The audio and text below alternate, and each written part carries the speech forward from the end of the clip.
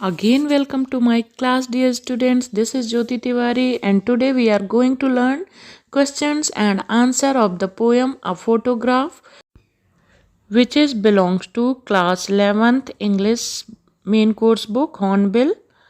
So let's see the questions and answers of the poem A Photograph. And here is first question. What does the word cardboard denote in the poem? Why has this word been used?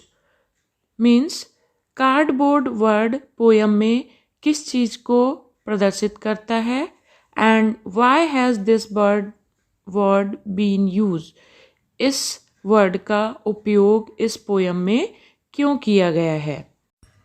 So the answer is cardboard refers to the photograph only. Cardboard जो खाकी colour का गत्ता होता है उसका उपयोग इस poem में फोटोग्राफ के लिए किया गया है.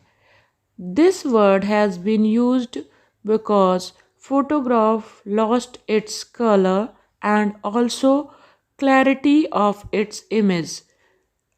कार्डबोर्ड वर्ड का उपयोग फोटोग्राफ के लिए इसलिए किया गया है क्योंकि जो फोटोग्राफ है उसका कलर फीका पड़ गया है, साथ ही वक्त के साथ वह फ़ोटो धुंधली भी पड़ गई है.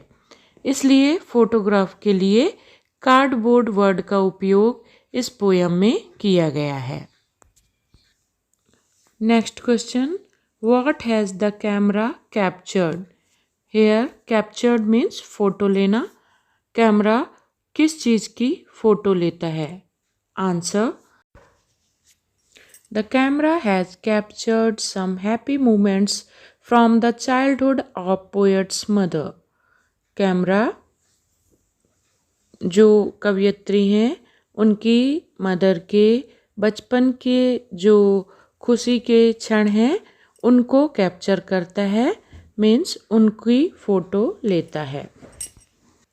Next question. What has not changed over the years? वर्षों तक क्या नहीं बदला है? Does this suggest something to you?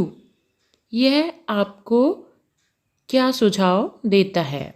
Answer, the sea has not changed over the years. Sea means समुद्र सालों से नहीं बदला है. It is still the same. यह अभी भी वैसा ही है.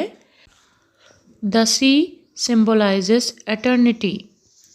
समुद्र अनंत काल का, अनंत का प्रतीक है.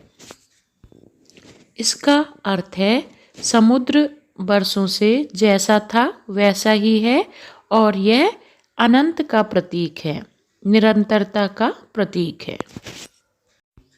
अटर्निटी मीन्स होता है अनंत. Next question. The poet's mother laughed at the snapshot. What did this laugh indicate? कवित्री की माँ फोटो को देखकर हंसती हैं.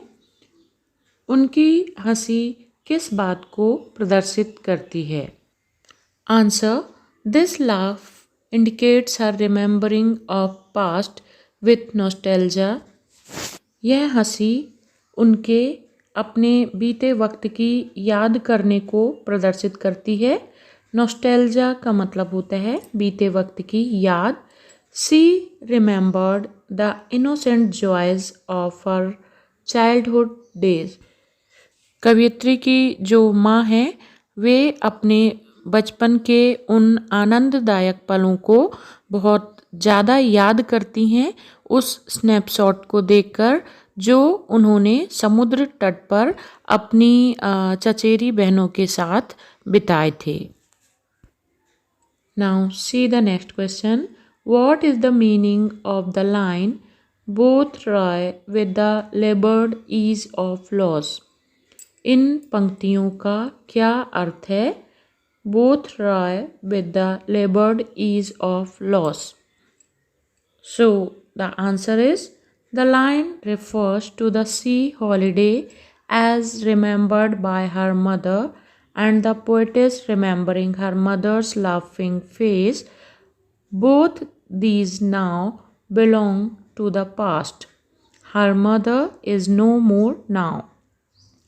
ये जो लाइन है, पंक्तियाँ हैं, both try with the labored ease of loss, ये दो यादों को प्रदर्शित करती हैं।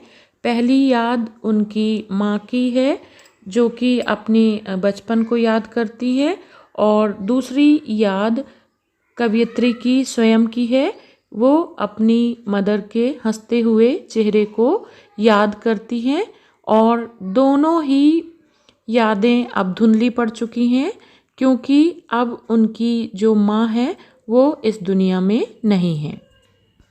और पोएटिस की मदर का अपने बचपन को याद करना और पोएटिस का अपनी माँ को याद करना, दोनों ही बातें बीती वक्त की बात हो चुकी हैं। Next question, what does this circumstance refer to? यह परिस्थिति क्या प्रदर्शित करती है? सर्कमस्टेंस मीन्स परिस्थिति।